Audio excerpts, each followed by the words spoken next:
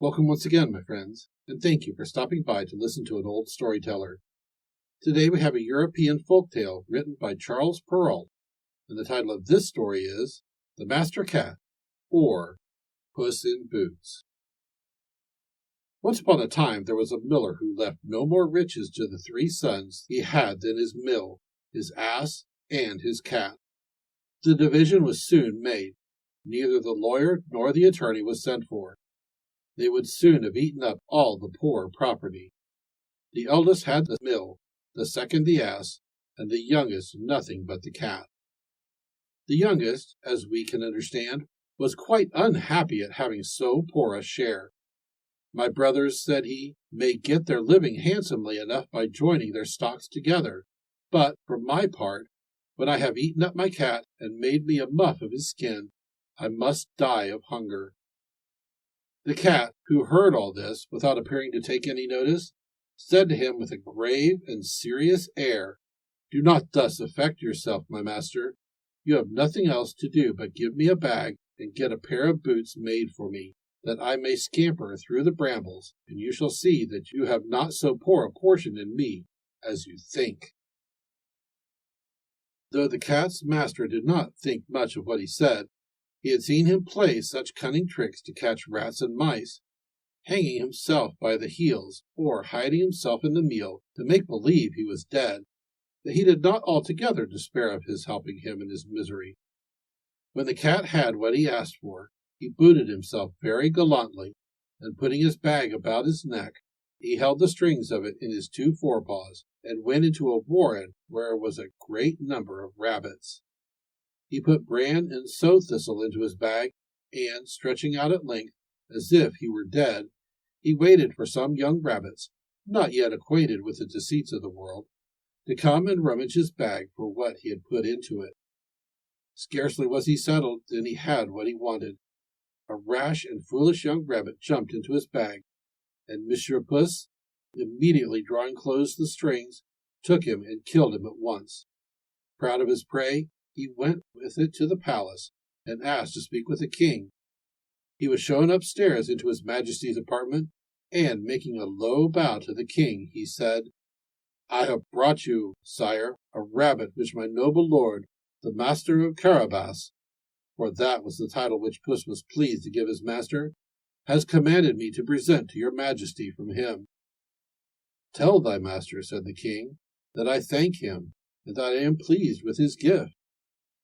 Another time he went and hid himself among some standing corn, still holding his bag open, and when a brace of partridges ran into it, he drew the strings, and so caught them both. He then went and made a present of these to the king, as he had done before of the rabbit which he took in the warren. The king, in like manner, received the partridges with great pleasure, and ordered his servants to reward him. The cat continued for 2 or 3 months thus to carry his majesty, from time to time, some of his master's game.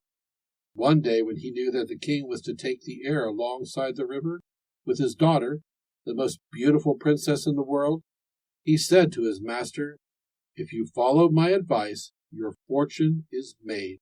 You have nothing else to do but go and bathe in the river, just at the spot I shall show you, and leave the rest to me. The Marquis of Carabas did what the cat advised him to, without knowing what could be the use of doing it. While he was bathing, the king passed by, and the king cried out with all his might, Help! Help! My lord the Marquis of Carabas is drowning! At this noise the king put his head out of the coach window, and seeing the cat who had so often brought him game, he commanded his guards to run immediately to the assistance of his lordship, the Marquis of Carabas. While they were drawing the poor Marquis out of the river, the cat came up to the coach and told the king that, while his master was bathing, there came by some rogues, who ran off with his clothes, though he had cried out, Thieves! Thieves! several times, as loud as he could. The cunning cat had hidden the clothes under a great stone. The king immediately commanded the officers of his wardrobe to run and fetch one of his best suits for the Lord Marquis of Carabas. The king was extremely polite to him, and as the fine clothes he had given him set off his good looks, for he was well made and handsome, The king's daughter found him very much to her liking, and the Marquis of Carabas had no sooner cast 2 or 3 respectful and somewhat tender glances than she fell in love with him to distraction. The king would have him come into the coach and take part in the airing. The cat, overjoyed to see his plan begin to succeed, marched on before, and, meeting with some countrymen who were mowing a meadow, he said to them, "Good people, you who are mowing, if you do not tell the king that the meadow you mow belongs to my lord Marquis of Carabas, you shall be chopped as small as herbs for the pot." The king did not fail to ask the mowers to whom the meadow they mowed belonged. "To my lord the Marquis of Carabas," answered they all together, for the cat's threat had made them afraid. "You have a good property there," said the king to the Marquis of Carabas. "You see, sire," said the Marquis, "this is a meadow which never fails to yield a plentiful harvest every year." The master cat, who went still on before, met with some reapers, and said to them, "Good people, you who are reaping, if you do not say that all this corn belongs to the Marquis of Carabas, you shall be chopped as small as herbs for the pot." The king, who passed by a moment after, wished to know to whom belonged all that corn, which he then saw. "To my lord the Marquis of Carabas," replied the reapers, and the king was very well pleased with it, as well as the Marquis, whom he congratulated thereupon. The master cat, who went always before, said the same thing to all he met, and the king was astonished at the vast estates of my lord Marquis of Carabas. Monsieur Puss came at last to a stately castle, the master of which was an ogre, the richest ever known. For all the lands in which the king had then passed through belonged to this castle. The cat, who had taken care to inform himself who this ogre was and what he could do, asked to speak with him, saying he could not pass so near his castle without having the honor of paying his respects to him. The ogre received him as civilly as an ogre could do, and made him sit down. "I have been assured," said the cat, "that you have the gift of being able to change yourself into all sorts of creatures you have a mind to. That you can, for example, transform yourself into a lion or elephant and the like." "That is true," answered the ogre roughly, "and to convince you, you shall see me now become a lion." Puss was so terrified at the sight of a lion so near him that he immediately climbed into the gutter, not without much trouble and danger because of his boots, which were of no use at all to him for walking upon the tiles. A little while after, when Puss saw that the ogre had resumed his natural form, he came down and owned he had been very much frightened. "I have been informed," said the cat, "but I know not how to believe it, that you also have the power to take on you the shape of the smallest animals. For example, to change yourself into a rat or a mouse.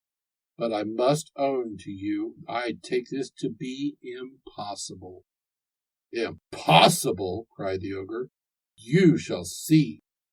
And at the same time he changed himself into a mouse and began to run about the floor. Puss no sooner perceived this than he fell upon him and ate him up. Meanwhile the king, who saw as he passed this fine castle of the ogres, had a mind to go into it. Puss, who heard the noise of his majesty's coach coming over the drawbridge, ran out and said to the king, "Your majesty is welcome to this castle of my lord Marquis of Carabas." "What? My lord Marquis?" cried the king. "And does this castle also belong to you? There can be nothing finer than this courtyard and all the stately buildings which surround it. Let us see the interior, if you please." The Marquis gave his hand to the young princess and followed the king, who went first. They passed into the great hall, where they found a magnificent collation, which the ogre had prepared for his friends, who were that very day to visit him, but dared not to enter, knowing the king was there. His Majesty, charmed with the good qualities of my Lord Carabas, as was also his daughter, who had fallen violently in love with him, and seeing the vast estate he possessed, said to him, "It will be owing to yourself only, my Lord Marquis, if you are not my son-in-law." The Marquis, with low bows, accepted the honor which his majesty conferred upon him, and forthwith that very same day married the princess. Thank you once again for listening to this story. If you enjoyed this story, please press that like button. Also, please help an old storyteller out by subscribing to my channel. The next story will be posted in a few days, so until then, may your story continue to be a good one.